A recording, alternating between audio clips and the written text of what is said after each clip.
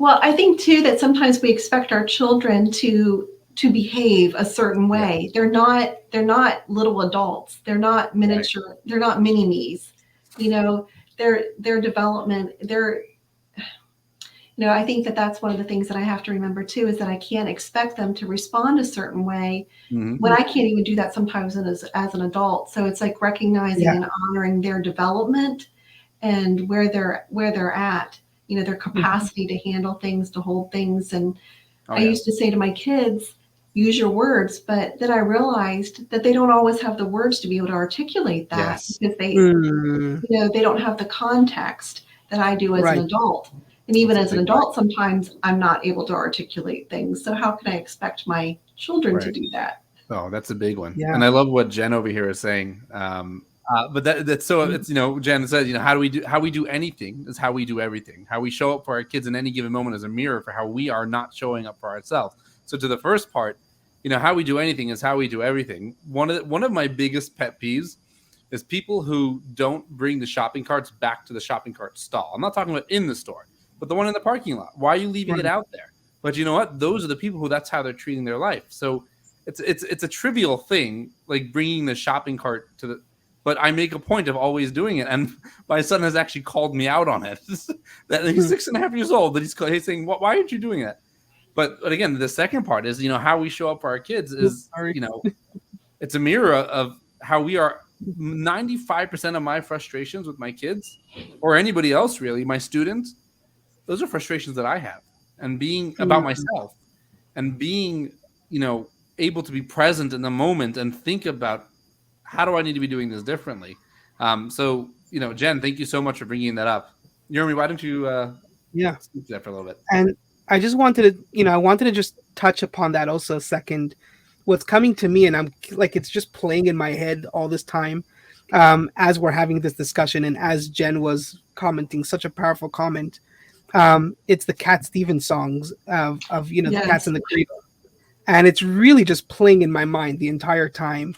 And this is how I show up as a parent: is I keep playing that in my mind and saying, I grew up with one of my parents being almost never there. We hardly saw him. And and do I want to be that kind of parent to my child? And then sometimes asking, okay, but what was that parents like, and they had also some absent parents in a sense. And so it's very important to, like we were all saying here, is to show up and to be in the here and now. And just this past weekend, my wife and I, we were playing with our little toddler, and we're just like enjoying every moment with him right now. He's developing, and it's really exciting. And um and he's getting to that point where he's doing new things every day. And my wife, as kind of, it's more of a knee jerk reaction, and I believe mothers experience this more. It's kind of like, no, it's my baby, don't grow up too fast, and I hear this a lot, mostly from mothers coming. And I feel that, and as much as that's valid, I mean, we have a strong sense of like, my kid's growing up, and I also feel that sometimes. But to me, I work actively in my mind to appreciate every moment of the child and to appreciate every moment of its development.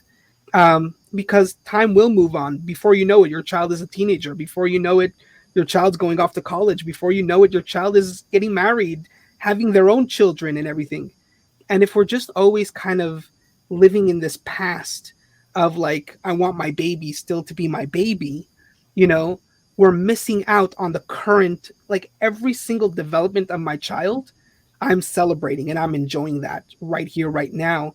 Every time he does a new coup, or every time he figures out a new toy or whatever it is, it's so exciting. And that to me is what's coming out of this discussion, is really enjoying the here and now for every level of development in our children, in our life, and anything.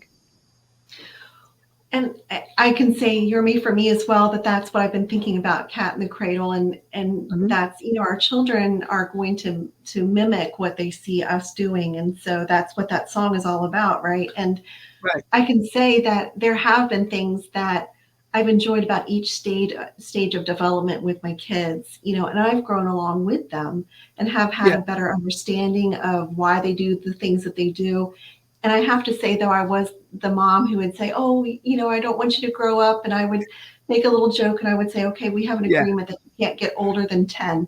Because after 10, it's like things change, and so, Yeah. and when each year after that, we would just kind of make a joke. And I'm like, "Okay, you're not holding up to your end of the agreement."